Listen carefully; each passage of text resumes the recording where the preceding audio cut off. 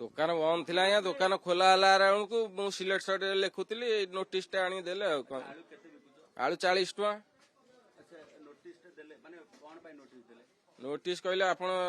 लिखि नथिले सेति नोटिस देले मु जस्ट लिखुली दुकान खोलिक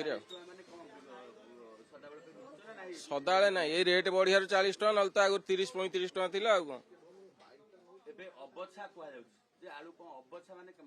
अबछा माने बस्ता खोलिक से कहते आज बाछी ने अधिका 5 टका कहते बिका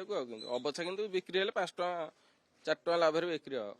देखा यूनिट 4 मार्केट रे अच्छु यूनिट 4 मार्केट रे वर्तमान आमे आलूर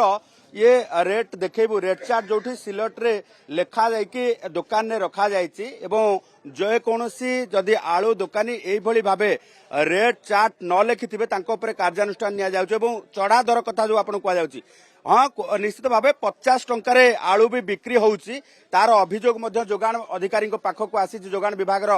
जे कर्मचारी अच्छा आसी पाखक एवं ताकू नेकी कार्यानुष्ठान मध्य निया जाउछि ता परवर्ती समय आलूर रेट वर्तमान देखा विषय टिके देखेबे आलूर रेट वर्तमान जब देखा जाए अबछा 40 अर्थात आपण बाछि पारिबे नाही सीधा बस्तारू नेले 40 टका एवं बाछि की जदि आलू नेबे 45 टका एवं पियाज रेट 65 टका अछि जोगान विभाग जे अछंती तांको नबा प्रतिक्रिया नबा चढ़ऊ जदि करा जाय मैडम कोन केतेटी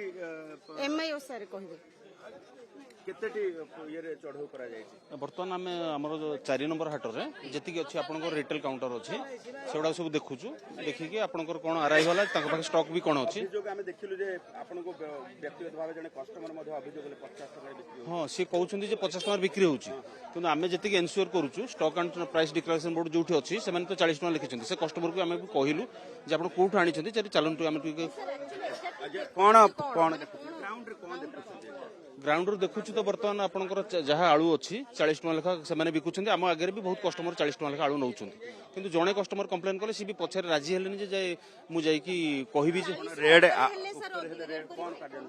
कार्यानुष्ठान ने तांको शो कोज नोटिस दिया जिवो एप्रोप्रिएट अथॉरिटी पाखर से माने रही तांकर आंसर देला मैडम देखो 4 टका रु 5 टका मैक्सिमम रहिबो आलूटा रहिबो जेहेतु आपनकर छोट आलू आसुची ता धरे भी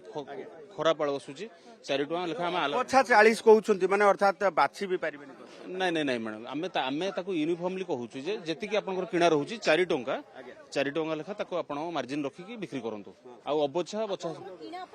4 टका मैक्सिमम 3 रु 4 टका आलू हुडिंग कोठे देखिलेनी कोठे बसी नहीं बर्तमान तो इनिशियल हम आसे अधघंटा खंड बुलुछु बुलिला भीतर हम जेतिकी काउंटर देखिलु 6-7 काउंटर तो हुडिंग किछि नहीं हम देखुछु 40 टका रो अधिक बिक्री होतबा कोठी कंप्लेन करि परबो केमति हबे कंप्लेन करे माने आमे मन बर्तमान आसीछु अप्रोप्रिएट अथॉरिटी अछंती तांकर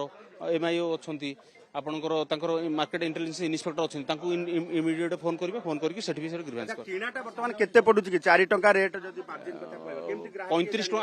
आज पई कि 35 टका 36 टका अराइवल रे अछि पर केजी 35 टका 36 टका माने किणुछंती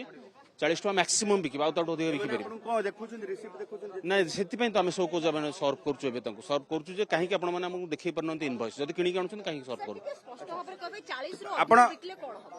40 रु अधिक बिकला माने आमे तांको एप्रोप्रिएटली हम आगे नोटिस देबु नोटिस रे से कोन रखुछंती रिप्लाई ता पछरे एप्रोप्रिएट एक्शन कोन नै ये जहाँ प्रतिक्रिया रहउतला जे जो माने चढ़ा दर रे बिक्री करुथिबे सेमानंकु जो रहिछि जे शोकज नोटिस जारी करा जाउछि ये 4 नंबर हाट रे देखिबे जे वर्तमान जो रहिछि चढ़ाऊ जारी रहिछि।